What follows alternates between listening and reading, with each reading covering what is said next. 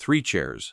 That's what I count every morning now, from this bed, because it's the only exercise my body allows me. 1 green vinyl, 1 with the armrest. Somebody cracked and taped back together, 1 folded up against the wall like the hospital already gave up on it being used.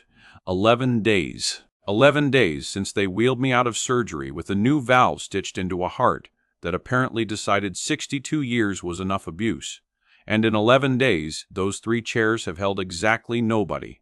I want to tell you I'm exaggerating for effect. I'm not. I checked with the nurses, because after day 6, I started to think maybe I was losing time. Maybe I'd slept through visits and just didn't remember. Nurse Patrice, the one with the kind eyes and the tired feet, she pulled up the sign-in log on the tablet at the nurses' station and turned it around so I could see for myself. Empty column. Not one name. Not Danny's, not Rennie's, not Wesley's, before they wheeled me into that operating room. All 3 of them stood right where those chairs are now. Danny had his hand on my shoulder, the way I used to put mine on his when he was small and scared of thunderstorms. Renee was crying but trying to hide it behind her sunglasses like we were at a funeral instead of a pre-op consult. Wesley, my youngest, the one who never says much, just nodded and said, "We got you, Dad. We're going to take turns. Somebody's here every single day. You won't be alone for a minute of this." I remember thinking, in that fog right before the anesthesia took me under, that it was the nicest thing any of them had said to me in years. I remember believing it completely. A man on an operating table has nothing left to hold on to but the promises the people who love him just made to his face. Day 1, I was too wrecked to notice much of anything. Tubes, monitors, the metallic taste that comes after they've had their hands inside your chest. Day 2, I remember surfacing enough to look at the chairs and think, they'll be here soon, they're probably just getting coffee. Day 4, I stopped assuming and started calculating, doing the math on shift schedules and traffic and school pickups, building excuses for them in my own head, before they'd even had the chance to build their own. By day 7, I'd run out of excuses to give them, and a man lying flat on his back for 16 hours a day has nothing to do but watch the door. You start memorizing the sound of footsteps in the hallway. You start believing every pair belongs to one of your kids, right up until they pass your room and keep walking. Last night was the worst of it. Around 11, when the hospital goes quiet except for the beeping and the occasional squeak of a cartwheel, I picked up my phone off the tray table. My hand was shaking, and not just from the medication. I opened the family group chat, the one we'd used every single day for years.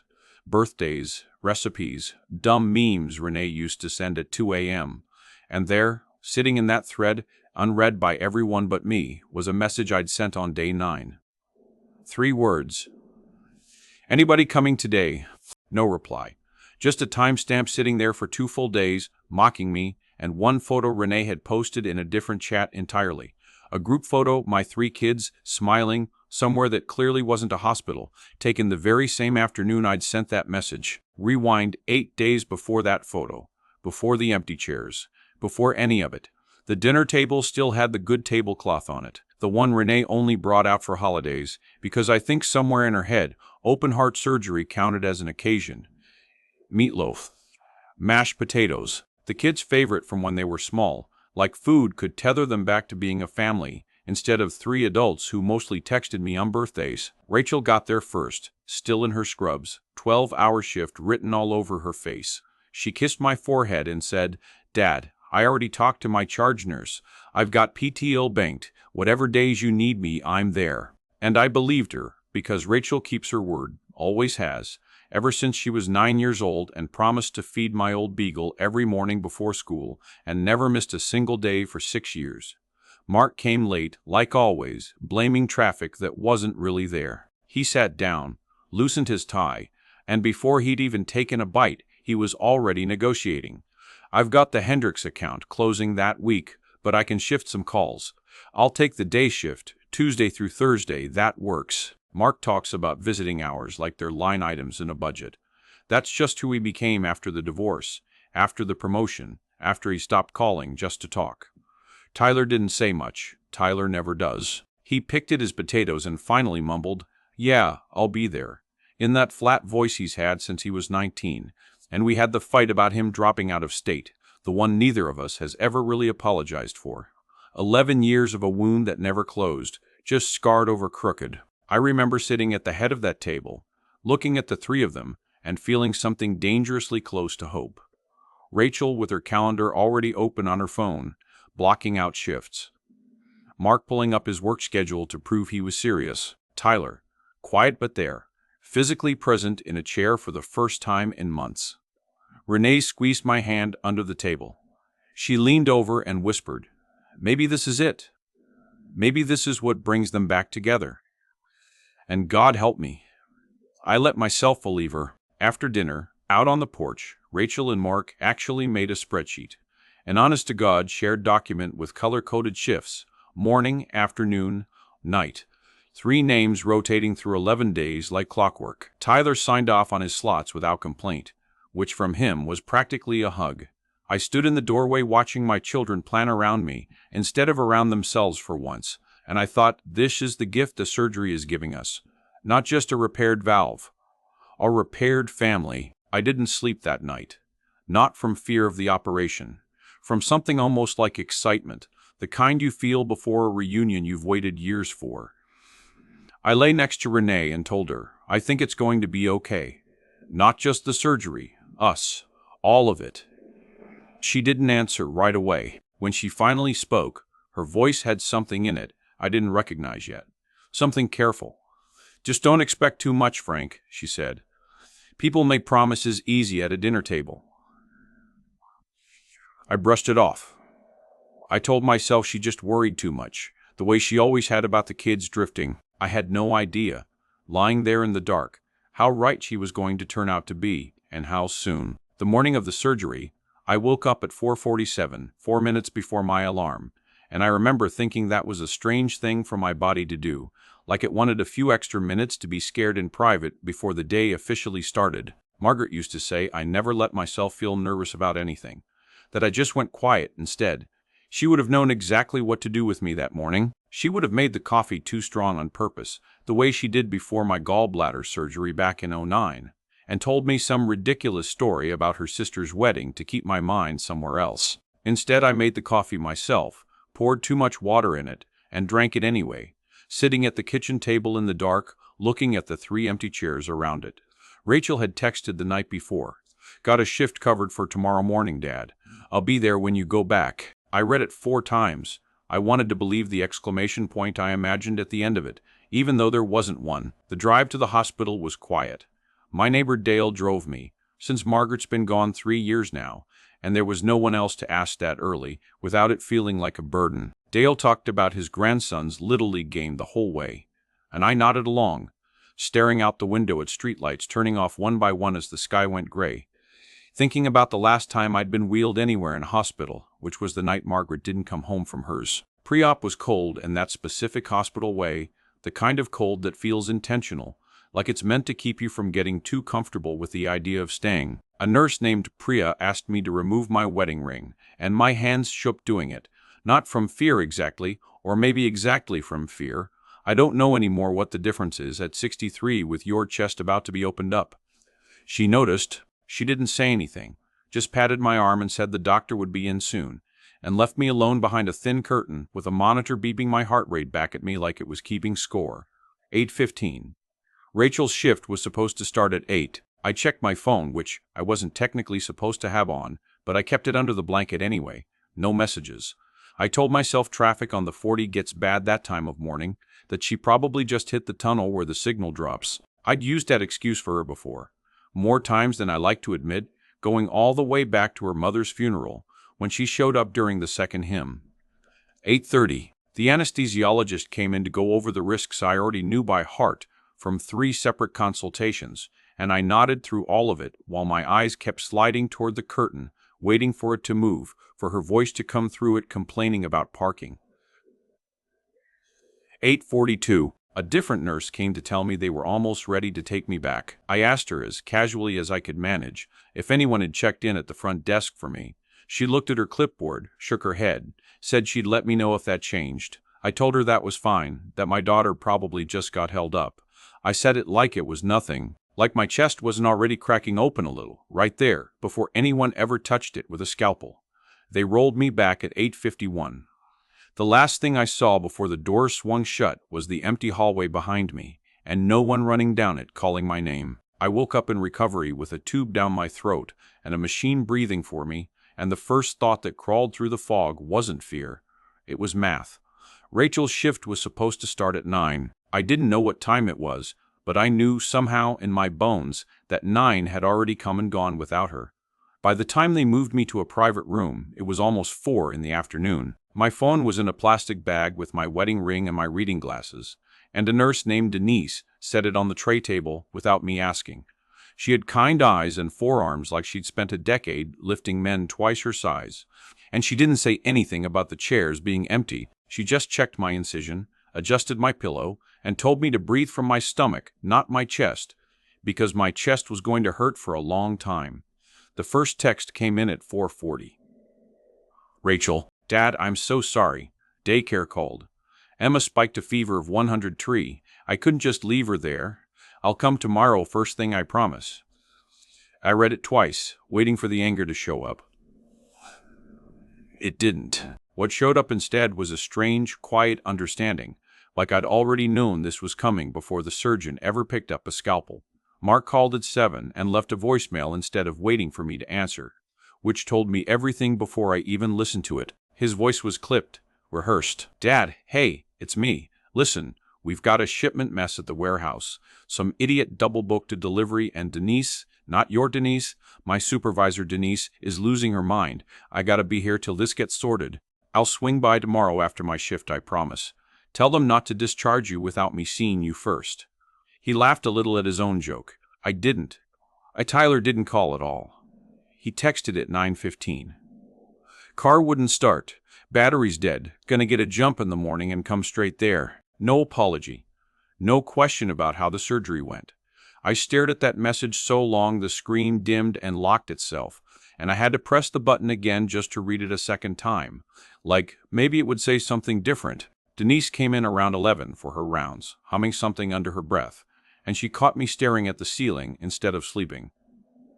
Pain or thinking? She asked, and when I said both, she pulled the vinyl chair over, the one closest to my bed, and sat in it for a minute like she had nowhere else in the world to be. She told me her own father died alone in a hospital in Cincinnati, while she was working a double shift, 3 states away, and she said it plain, not fishing for pity, just laying it next to my situation so I wouldn't feel so strange carrying mine. Day 2, Rachel texted at noon, saying Emma's fever hadn't broken. Day 3, Mark said the warehouse mess had turned into an audit. Day 4, Tyler's battery died a second time, which even I knew wasn't how batteries worked. Denise brought me orange jello. I didn't ask for and stayed 20 extra minutes past her shift, checking my staples under the gown, saying nothing about the 3 folded blankets stacked untouched on the empty chairs, though I know she saw them every single time she walked in. Day 5 started with silence, and silence is worse than excuses. At least excuses are a kind of contact. At least a lie means someone bothered to type it out and hit send. Day 5. My phone stayed dark until noon, and when I finally called Rachel, it rang 4 times and went to voicemail. Her voice, recorded and cheerful, told me she couldn't come to the phone right now. I left a message. I said, "No pressure, just checking in. Hope Emma's feeling better." I sounded fine. I've had 40 years of practice sounding fine. Mark didn't pick up either. Neither did Tyler. I told myself it was a Tuesday. People are busy on Tuesdays, and I ate the last 3 bites of a turkey sandwich the cafeteria sent up cold, and I watched a nature documentary about wolves with the sound off because the remote had slid somewhere past my reach, and my chest still screamed if I twisted too far. Day 6 was the same. Day 7 was the same, except Denise mentioned, gently, that my blood pressure was climbing a little, nothing dangerous, just something to watch, and asked if I was stressed about anything. I told her no. She looked at the 3 blankets on the 3 empty chairs and didn't push it, because Denise has the kind of kindness that knows when to leave a door closed. By day 8, I'd stopped leaving voicemails. There's only so many times you can hear your own voice pretending everything's fine before it starts to feel like lying to yourself twice over. Day 9, a physical therapist named Colin came by to get me walking laps around the ward, and while I shuffled past the nurse's station with my IV pole rattling beside me like an old dance partner, One of the aides had her phone propped against the monitor, scrolling on a break. I wasn't trying to look, but I saw a flash of a backyard, string lights, a familiar blue tablecloth that used to live in my own linen closet before my daughter borrowed it 3 summers ago and never gave it back. I asked her, just making conversation, "Whose party is that?" She laughed and said, "Oh, sorry, that's my cousin's Paige. Everybody's parties look the same in summer, don't they?" I agreed and kept walking, but something in my gut had already snagged on that tablecloth like a hook. That night, unable to sleep, staples pulling with every breath, I did the thing I'd been avoiding for 11 days. I opened Rachel's profile on my phone. There it was, posted 3 days earlier, a photo of the backyard at Mark's house.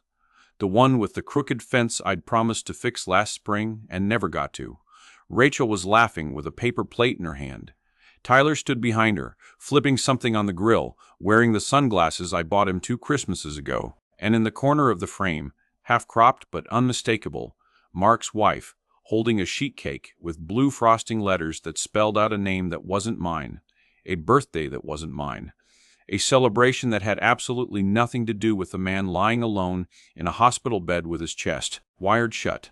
The caption said, "So good to have everyone together for once." Comments underneath, hearts, a few laughing emojis, someone writing, "Miss you guys, wish I could have made it." I read it 4 times, waiting for it to make sense, waiting for it to make sense, waiting for some explanation to surface between the pixels. None came. Just a date stamp. Time 2 days after Tyler's battery had supposedly died. Sitting there glowing on my screen like a confession nobody meant to give. I set the phone down on the blanket and looked at the door for a long time. Nobody came through it. Nobody was going to. That's when I made the decision. Not in some dramatic burst, just quiet and final, the way you decide to stop waiting on a bus that already passed. I pressed the call button and told the nurse, the same one who'd been checking my incision every night, that I wanted to go home. She frowned, said the doctor would want me here 1 more day at least, monitoring, blood thinners, the works. I told her I'd signed enough papers in my life to know what against medical advice meant, and I was ready to sign that one too. Her name was Denise. She'd told me on day 3, in passing, like it didn't matter. It mattered to me. She helped me into a wheelchair herself, wheeled me down under fluorescent lights that hummed like they were tired of me too, and waited with me at the curb until my neighbor Frank could come get me. Since apparently 30 years of marriage doesn't teach you to keep an emergency contact who isn't Davy. Blood. The house was cold when I got in. Nobody had thought to leave the heat on for a dying man coming home to die alone, so I guess that tracks. I sat in my recliner, the one Eleanor used to say made me look like an old king holding court over nothing, and I dialed Rachel first. She answered on the 4th ring, breathless, like I'd caught her mid-something. I didn't ask what. I asked why, just that. Why? She stat. Why? She started in on March shifts and Tyler's phone, and I stopped her cold and said I saw the photo, Rachel. I saw the date. The silence on her end told me everything. The excuses hadn't. She finally said it was about the house. My house. The one I'd have to leave to somebody eventually. And apparently the 3 of them had spent an afternoon at that barbecue, deciding how it should get split. Deciding I'd probably die on that table anyway. So why waste gas money and vacation days visiting a man who might not wake up? I called Mark next. He didn't deny it. He just got tired. Said things I'd apparently buried so deep I forgot I did them. A loan I never repaid to his mother-in-law 12 years back. A birthday I missed when he turned 16 because I was drinking too hard the year after his mom's diagnosis. Old wounds I thought had scarred over clean. Turns out they'd just been covered by skin, still infected underneath. Tyler didn't even try to explain. He just said, "You weren't there for us either, Dad," and hung up before I could answer that I was trying now, that I was 81 years past due, but trying now, wired chest and all. I sat there afterward with 3 dead phone calls and 1 very alive silence, and something in me settled that had been shaking since the moment I woke up from that surgery. I wasn't angry anymore. Anger takes more energy than I had left to give. I picked up a pen instead, an old habit from Eleanor's kitchen drawer, and I started writing down exactly what I was going to do about my will, my house, and every single one of my children, starting with the one decision I never thought I'd actually have to make. The pen felt heavier than it should have. Eleanor bought that pen at a hardware store in 1987, and she used it to write grocery lists on the back of envelopes for 30 years. I hadn't touched it since she passed. Something about that morning made me dig it out of the drawer in the nightstand, like I needed her hand steadying mine for what came next. I wrote 3 names on a legal pad. Rachel, Mark, Tyler, under each one. I started listing dates, times, the exact words of every excuse they'd given me, pulled straight from my call log and the voicemails I hadn't deleted. I don't know why I kept them. Maybe some part of me knew I'd need proof someday. Not for a courtroom, but for myself. So I couldn't talk myself into forgetting. The phone rang while I was still writing. It was my lawyer, Dennis Whitfield, a man I'd known since our boys played Little League together 40 years ago. He handled Eleanor's estate paperwork after she died, and he'd been asking me for 2 years to update my own will. I never got around to it. Too painful thinking about dividing up a life while I was still living in it. "Frank," he said, "you sound different." "I feel different." I told him, "I need to come in today if you can manage it." There was a pause on his end, the kind that tells you a man is choosing his next words carefully. "This about the surgery?" "It's about after the surgery," I said. "About who showed up and who didn't." He didn't ask more questions. Dennis has buried 2 wives and raised 4 kids of his own, 3 of whom barely speak to him now, over money his own father left behind 30 years back. He knows the shape of this kind of silence. He told me to come by his office at 2 and to bring anything I wanted changed. Before I left the house, I did something I hadn't done in 11 days.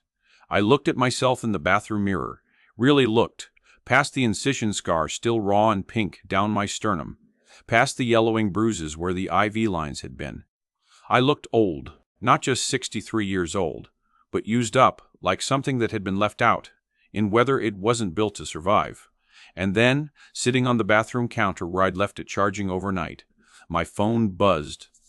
A text from Rachel, 11 days of nothing, and now, out of nowhere, 3 words lit up the screen.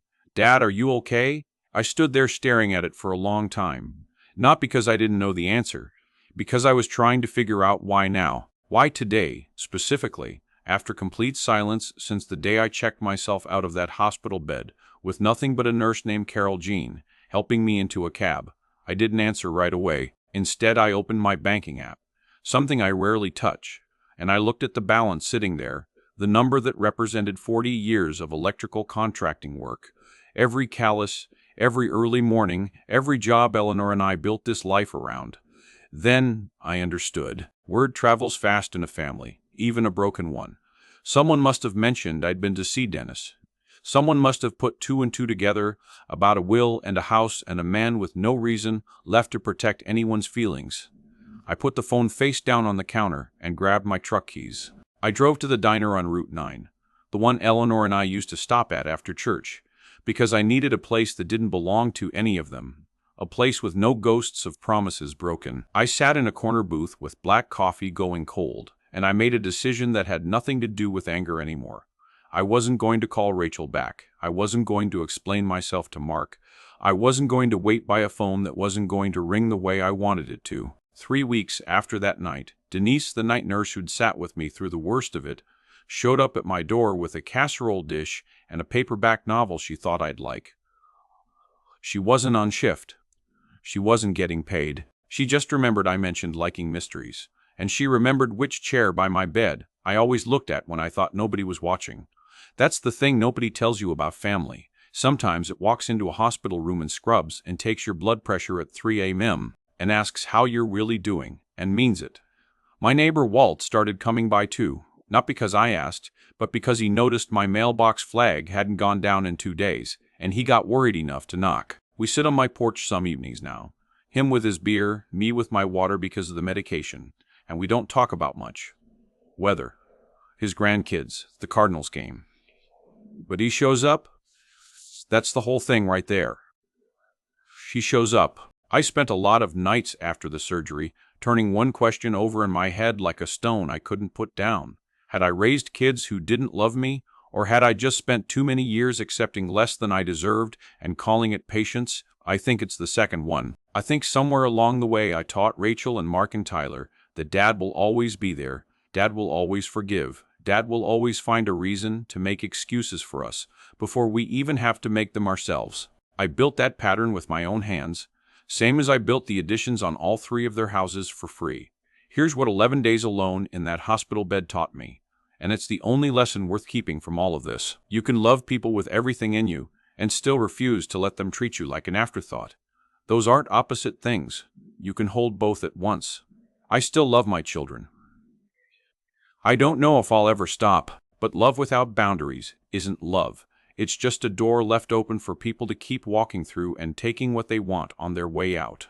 If you're watching this and you know exactly what I'm talking about, if you sat in a room waiting for a phone call that never came, if you've raised children who somehow grew up and forgot you exist except when there's something to inherit, I want you to type your story in the comments below. Not for sympathy, just so somebody else scrolling through at 2 in the morning, wide awake with the same ache, knows they're not the only one. I'm not done with this story. There's more to tell about what happened after that call, and what Tyler said to me 3 months later that I never saw coming.